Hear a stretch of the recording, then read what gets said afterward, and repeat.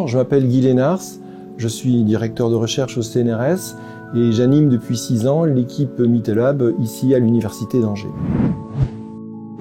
Que sont les neuropathies optiques? Les neuropathies optiques sont des maladies cécitantes qui affectent le nerf optique, donc la transmission de l'information visuelle depuis la rétine jusqu'au cerveau. Il en existe 2 formes. Une forme qui est liée au vieillissement, plus connue sous le nom de glaucome, qui affecte probablement 100 millions de gens dans le monde. Et puis la deuxième forme, ce sont des maladies rares, des maladies génétiques, qui vont être beaucoup plus sévères et qui vont affecter d'une manière beaucoup plus précoce les patients. À partir de quel âge peut-on être touché? Comment est affectée la vision des patients? Donc nous travaillons essentiellement sur les neuropathies optiques héréditaires, qui sont donc des maladies génétiques. Elles vont affecter les patients d'une manière extrêmement précoce, probablement déjà à la naissance. Les patients vont s'en rendre compte progressivement au fur et à mesure que va se développer l'handicap visuel. Cet handicap visuel est essentiellement associé à une altération du champ visuel central, c'est-à-dire qu'ils vont avoir des problèmes pour regarder la télévision ou lire des documents. Par contre, ils auront beaucoup moins de problèmes pour se localiser et voir leur environnement, ce qui leur permet de garder une autonomie relativement importante et en particulier dans leurs déplacements. Quel est le mode de transmission de ces maladies?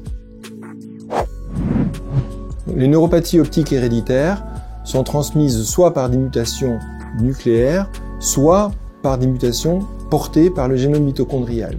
Pour les mutations nucléaires, elles sont soit dominantes, donc un allèle est affecté, l'autre allèle est sauvage, soit d'une manière récessive où les 2 allèles doivent être affectés.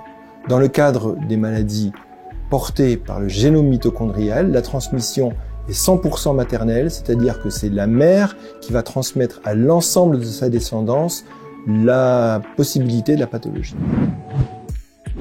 Pouvez-vous nous décrire votre projet, vos objectifs? Donc les objectifs de mon équipe consistent à prendre en charge la maladie depuis le primo-diagnostic chez le patient jusqu'aux thérapies.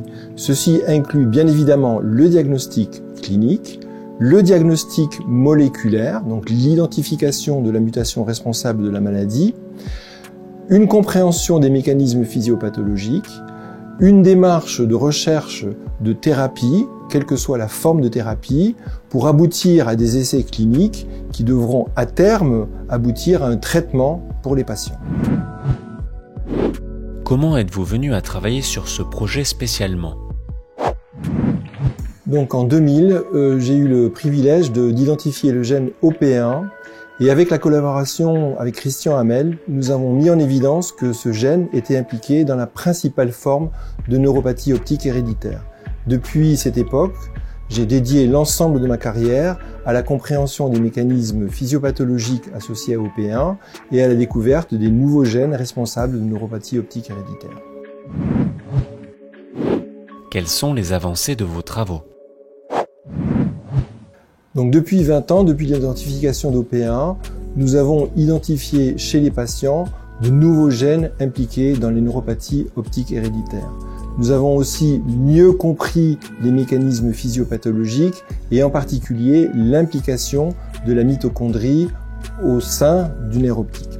En parallèle, nous avons développé des approches de thérapie pour ces maladies, que ce soit des thérapies basées sur la nutrition, sur une approche pharmacologique ou une approche de thérapie génique. Dans les mois à venir, nous comptons initier le premier essai clinique sur l'atrophie optique dominante afin de valider une démarche de métabolomique médicale qui a mis en évidence des carences de micronutriments chez les patients atteints de ces pathologies. Peut-on espérer avoir un traitement dans un délai raisonnable? L'aboutissement de nos travaux de recherche préclinique nous amène à élaborer un premier essai clinique qui débutera en septembre 2021, basé sur une démarche de supplémentation en micronutriments. Concernant la thérapie génique, nous aboutissons progressivement à la preuve de principe d'une démarche de thérapie génique au niveau cellulaire que l'on testera rapidement chez les souris présentant une mutation dans le gène OP1 avant de pouvoir la transférer chez les patients. Et on a bon espoir que d'ici 2-3 ans, on puisse initier le premier essai de thérapie génique pour les patients atteints d'une mutation dans le gène OP1. Regarder, voir et percevoir, quelle différence y a-t-il ? Regarder, voir et percevoir sont 3 verbes associés à la vision, mais chacun décrit une capacité visuelle différente. Regarder est associé à l'intentionnalité, voir est associé à l'environnement et percevoir est associé à une réaction d'urgence, à une réaction de protection de l'organisme. Et dans les maladies de la vision, et en particulier les neuropathies optiques ou les rétinites pigmentaires, ces 3 formes de vision sont affectées d'une manière différentielle chez les patients. Dans les neuropathies optiques héréditaires, c'est la fonction regarder qui est principalement touchée. Dans les rétinopathies qui vont affecter les cônes, c'est aussi la fonction centrale et donc la fonction associée à regarder qui va être touchée. Dans les rétinites pigmentaires, c'est plus la vision périphérique et donc voir et percevoir qui va être altérée avant que la vision centrale ne soit touchée. Donc, en fonction du type de maladie, eh bien, ça sera l'une de ces 3 fonctions qui va d'abord être affectée. Donc, soit on va avoir des patients qui ne vont plus pouvoir regarder mais qui pourront voir et percevoir, soit on va avoir des patients qui ne pourront plus voir et percevoir mais qui continueront à regarder. Bien évidemment, ça représente un travail clé pour les ophtalmologistes de définir quel est le champ visuel résiduel chez les patients et donc de comprendre quel sera l'handicap associé à la pathologie chez ces patients.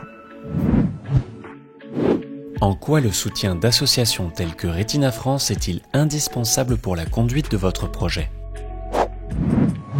Alors, le soutien des associations et en particulier de l'association Retina France est absolument essentiel à l'avancée de nos projets parce qu'il nous apporte un soutien non seulement en ressources humaines mais aussi en fonctionnement qui nous permet de développer des projets qui ne sont pas par ailleurs soutenus par l'État.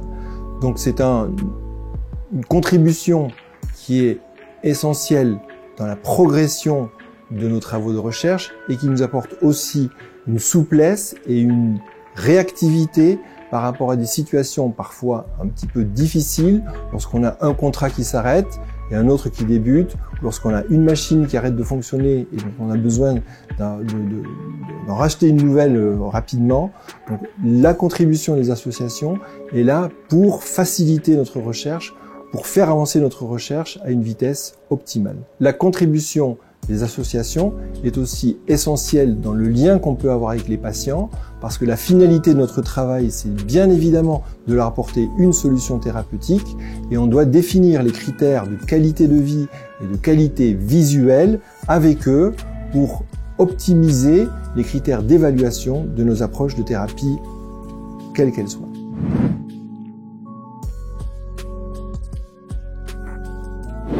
Retina France fonctionne avec vos adhésions, dons et legs.